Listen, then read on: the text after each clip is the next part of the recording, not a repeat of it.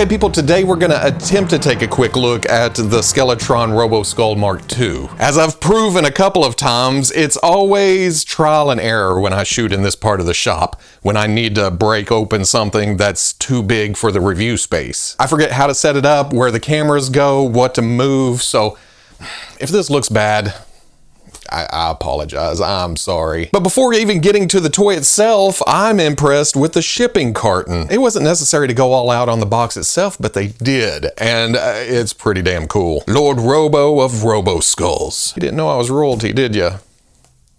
What can I say? That's all fine and dandy, but we're more interested in what's in it, right? The actual toy itself. And it looks like once you get past the shipping carton, it is another cardboard box, which is pretty common these days with the protective corners to keep the actual product box as intact as possible. Because hey, some people are gonna keep it mint in box, right? I mean, that's just another way of collecting. But me, let's get past all this red tape and get to the ship. Oh, look at that. That is just some fantastic artwork. That is amazing looking. Calling out the assassin Skeletron on the side, along with the Red Shadow's Bloodwolf, showing all the modes on the back, and then everything that's included in the box. Look at all that stuff. Neato graphic on the side, and then up on top is kind of the instructions, showing everything that's going on with this and everything that you can do. It shoots out eye missiles and there and that. Then on bottom, a graphic of the attack mode and all the credits, everybody involved with this project. But again, this is just more stuff between me and toy,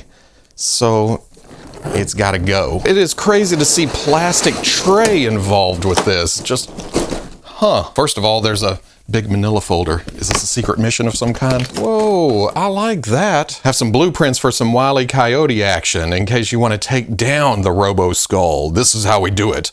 We have to get through the chromium composite panes and the primary exhaust ports and the titanium alloy reinforced blast shield. Ooh. And yeah, I know there's more stuff in here. There is, the decals, or decals if you're nasty. And those glow in the dark, look at that. There's the operations manual, or the instruction booklet, showing you everything it can do and how to do it. Then the fine detail decals for inside the cockpit. More tape. There is the side panels and a lot of rockets, blast effects. There's another cover that houses the skull and there's the drones. I have a 3 3/4 inch figure embedded in there. Oh, it's fully carded. That's one way to protect it. You encase it in plastic. But here's what it looks like out of the package. To be honest, I had forgotten that it included a driver and the drones. That's why it was on the side of the packaging. Got the eye missiles, more blasts, the electro. Oh, Roboskull.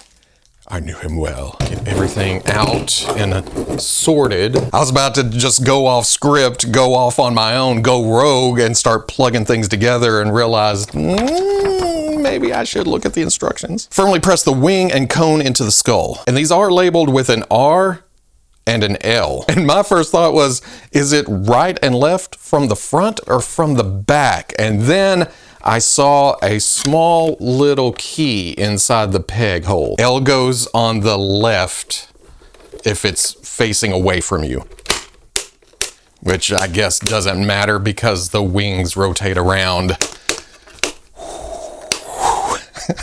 I have to complicate everything, right? I'll mess with blast effects in a minute, but insert rear cannons L and R behind the canopy. Those were on there out of the package, so I'm not sure. Did I do that in my sleep? Did I already forget about doing it? Lower and straighten the chin assembly connector, which I guess is that. Insert pin and push chin gun assembly until it locks into place. And I was about to ask which way this one went too, but the hole's only on one side. Attach 4-inch jetpack to side of interior console. Jetpack. Oh, jetpack is packed in with the figure, looks like. Cargo transport pod. Insert into the rear of the skull, push until you hear an audible click. And when deployed, place onto hover effect. That's what this is. I thought that was gonna hold up the skull for a minute, but no. Open lid to store 4-inch figure or 3 Skeletron in the interior pegs. That's how my day's been going. Okay, the picture clearly shows it, but I tried to put it in these holes on the bottom, and that hole is too small. There's actually a hole in the back of the head at the base of the skull. It's still super tight on the pegs, but they do stay on. Now, I don't know how many people will remember this, but this is very 8-track-ish. It does pinch in there. Now, I'm gonna take this to the review space so we can get a closer look at everything, but before that, there's still another box to open, the flight stand. That's because this doesn't really sit flat. I mean, it does. It's got panels on the side, but it kind of dips down.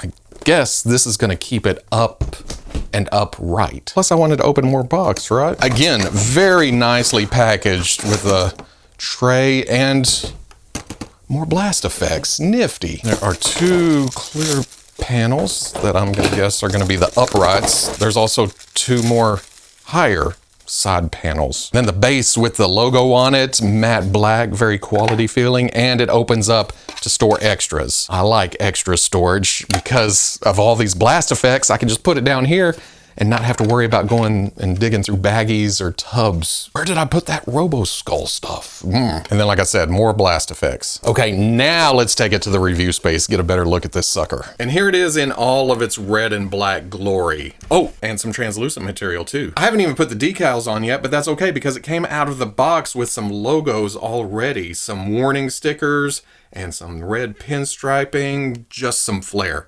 just to set it off. It's already got the rocket booster colors and then the back of that tray with the drones in it. The chin guns have some interesting designs on the outside of it. I know me showing you this without any context, I'm still looking from the back, but you zoom in right there and it's got some nifty design work on the back of it. Not to mention some orange kind of boosters out here on the underside of the wings, maybe for stabilization. This is for thrust. This is for turning, flipping, going around. Because there's also blue boosters out here on the wings, both on the top and on the bottom. So yeah, it's not the most aerodynamic vehicle, but it's got a lot of push. It's got a lot of... It also has weapons for days. Going back to those chin blasters again, there are double barrels on it. The eye sockets are weapons. We'll get to that. Hell, on the front of the wing, I'm also calling that some kind of weapon. Or maybe tractor beam. Pull people in. Then there's the big blasters on the top and the bottoms of the wings. And those are nicely painted with silver, with some red trim.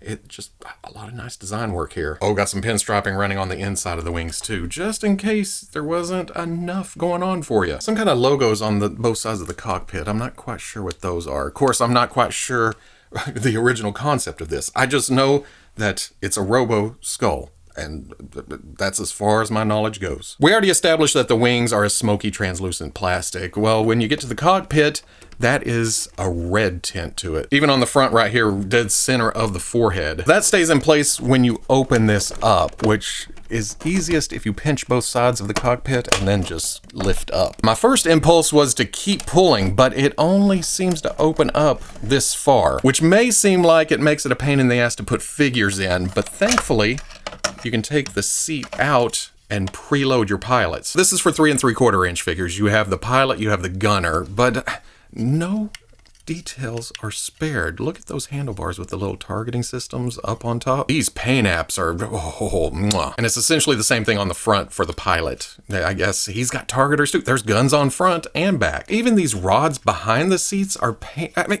you're not gonna see that 98% of the time, but that's a nice little extra mile. But you know me, I'm a 1/12 scale kind of guy through and through. So what caught my attention is this larger single seat. Exact same details with the rod going up the back, the red, the targeting computers, the extra button details.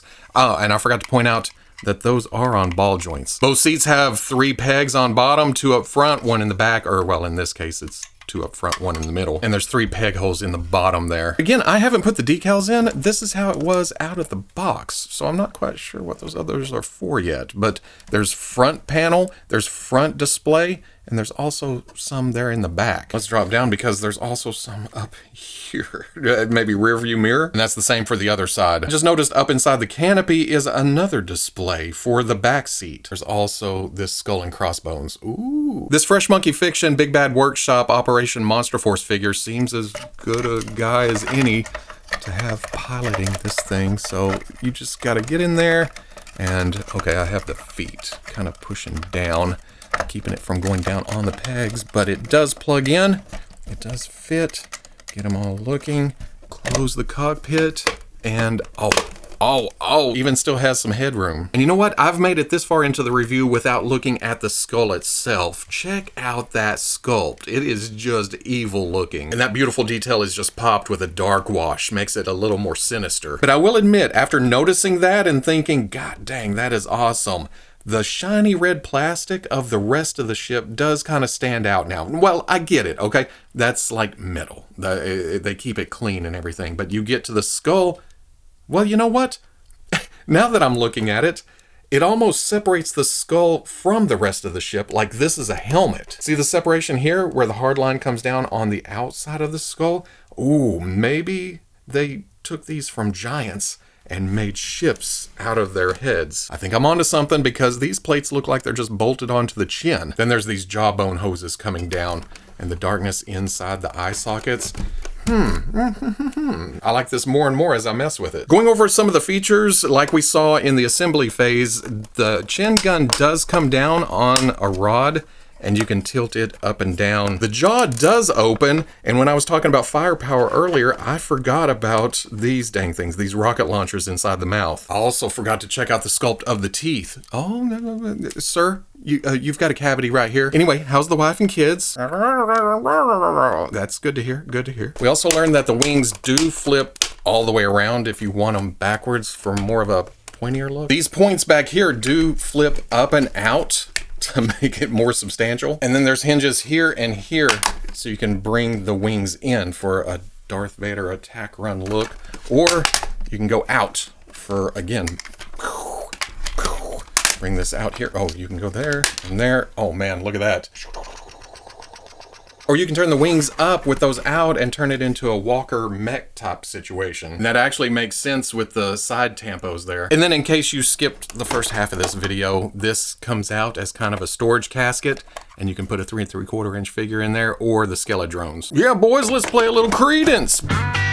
Forgot to point out the rear gun right behind the cockpit. It seems kind of small and insignificant compared to some of these bigger blasters, but hey, every little bit helps. Then there's the blast effects. First up, there are 4 of these huge yellow and red blasts. Those plug into the wings. Gives you something like this, which is impressive, but there's more. There's also 5 rockets. There's where you load those. 1, 2, 3, 4, 5. Open even wider, you'll notice a big hole right there. That's for this big blue electro piece. Okay, we're taking out a few more enemies in our way. Then there's 4 of these smaller clear blue blasts, and those are for the chin guns. I almost missed the tiny little holes on the end of those. All right, okay, okay, okay. Finally, the eye sockets have a couple of options. You can use this Gatling gun attachment, which is intimidating, but they kind of get lost back in the darkness of the eye sockets, so you can have them also having some blast effects shooting out and kind of lighting them up on the end, and that kind of brings it to life. But we're still not quite done yet. There's also 2 of these big green rocket things that you can plug in there, and I think I like that best because it brings some color to it. It brings a different color to it. It makes the eyes stand out. Now imagine this coming at you on the battlefield or out of the pitch dark of space. Oh, but there's still options. If you take the first blast we talked about, the biggest one, you can thread that onto the back of the rocket that attaches, and then plug that into the eye socket.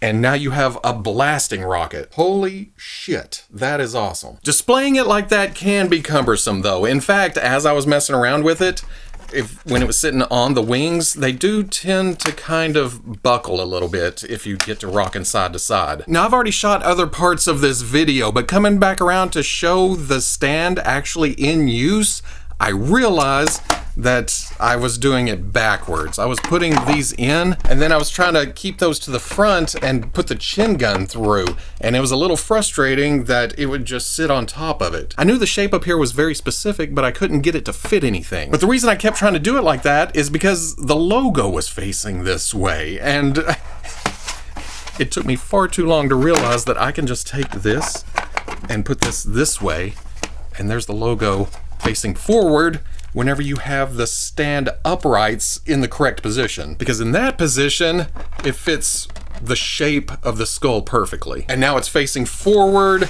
and you can bring the chin gun down. You have full range on it if you want to drop it down because the clear stands are behind it. And the taller one does give it some height. You can fit figures all the way across under. These pop out and you can put in the shorter ones. There is a little bit of flex side to side, but I have no fear of it falling over or forward and back off the stand. You can even kick the wings out and the blades up, and the bottom ones barely hover off the ground. So yeah, perfectly designed. Size-wise, across from base wing to base wing is about 11 inches. The skull is about 8 3/4 from up here to the bottom of the chin gun. And then the front of the wing all the way back to the point up here is 13 inches. Here it is with the Hasbro Star Wars Black Series First Order TIE Fighter, the Mattel Masters of the Universe Classics Wind Raider, and the G.I. Joe Classified Series HasLab Hiss Tank. At the end of the day, that's where I'm at with this thing. It's dang beautiful. I don't know what I'm gonna do with it. And well,